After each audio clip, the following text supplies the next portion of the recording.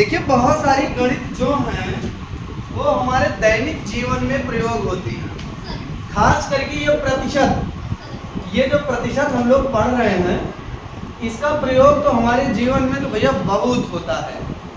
आप अपने घर जाते हैं या बाजार जाते हैं, ये हमेशा आपको सुनने को मिलता होगा कि भैया हमारा इतने प्रतिशत का घाटा हो गया, या इतने प्रतिशत हमको आज भैया मुनाफा हो गया, या भैया एक सामान लाए थे वो जब बेचने गए तो इतना घट गया था, इतने प्रतिशत या इतना।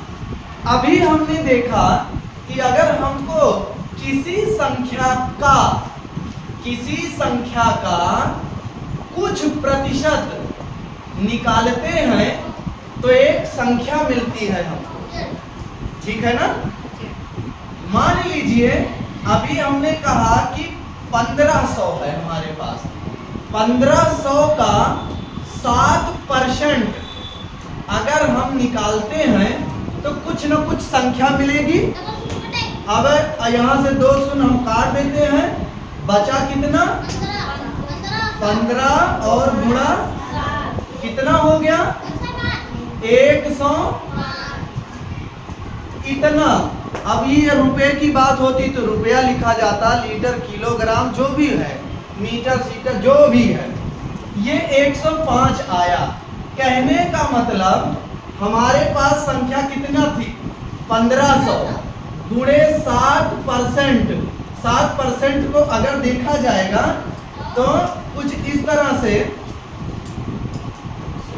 कैसे हम इसको परसेंट को कैसे लिखते थे कि गुणा 1/100, और ये कितना आया 105 ना, तो 105 निकल के आया।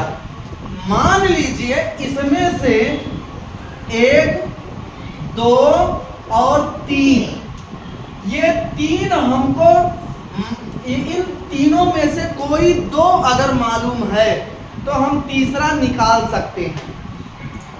इन तीनों में कहने का मतलब चाहे वो संख्या हमको मालूम हो या वो रेट दर मालूम हो, किस दर से, कितने प्रतिशत की दर से ये घट रहा, बढ़ रहा, या कम हो रहा, ज्यादा हो रहा है, या फिर क्या उसका परिणाम मिला। इन तीनों में से अगर 2 चीजें हमको मालूम हैं तो हम तीसरी निकाल सकते हैं आसानी से। आसानी से कैसे? अगर इसको मान लीजिए हम थोड़ा सा हल करते हैं।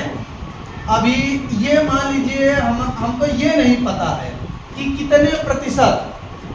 हम कहे भैया कि हम 1500 का एक सामान लाए थे और जब हम बेचे इसको तो हमें 105 रुपए कम मिले।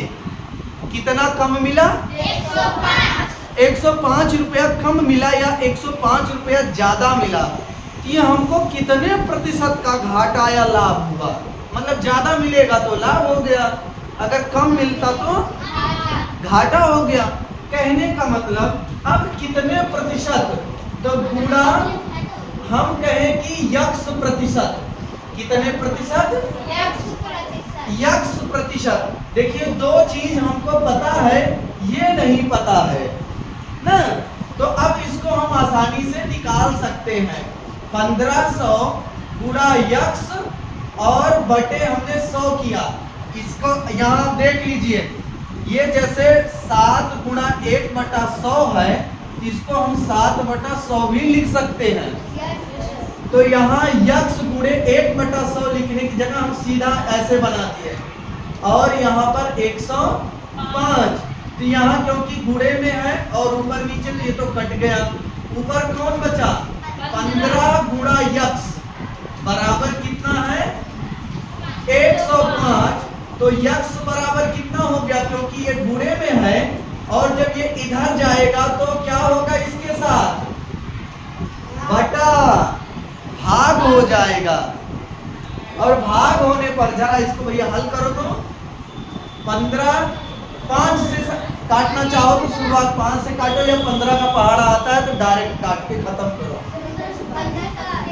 15 सत्ते 105। मतलब ये यक्स जो है ये 7% निकल के आ गया ना, वही चीज ना। या इसी में अभी अगर हम थोड़ा सा अलग कर दें, हम कहते कि भैया एक सामान लाए थे, उसको हम भूल गए कितने में लाए थे, लेकिन जब हमने उसको 7% से 7% के लाभ से जब बेचा तो हमको 105 रुपए ज्यादा मिल गए ना। लेकिन ये हम भूल गए थे कितने में इसको हमने खरीदा था। अच्छा भैया, तो हमने कहा कि आप खरीदे थे यक्स रुपए का। कितने रुपए का? यक्स रुपए का आप खरीदे थे, हमने भविष्यवाणी कर दी। अब हल करके अब हम बताएंगे कि कितने रुपए का हुआ। तो यक्स गुणा 7/100 बराबर 105। तो जरा ऊपर ऊपर वाले को हम हल कर लेते हैं। ये कितना हो गया? यक्स और 7 का गुणा 7 यक्स और इनका गुणा 100 बराबर 105।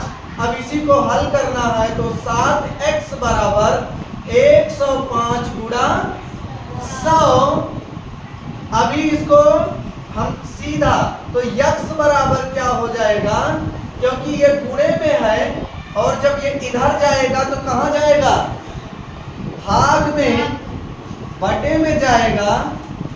ये आया यहाँ और बटा हमने कर दिया 7। अब इसी को हमें हल कर लेना है। तो जरा भाई देखिए, ये कट जाएगा 7 के साथ 3 10 7 5 35। यहाँ बचा 15 और गुणा हो रहा है कितने से? 100 से। कितना हो गया? 1500 यक्स। कहने का मतलब जितने का हम खरीदे थे वो हमको संख्या मिल गई। कहने का मतलब वो हम सामान 1500 का खरीदे थे। तो एक अगर हमें इन तीनों में कोई दो चीज मालूम होगा तो हम तीसरी को प्राप्त कर सकते हैं, निकाल सकते हैं। ठीक है भैया, ये भी हल कर लो।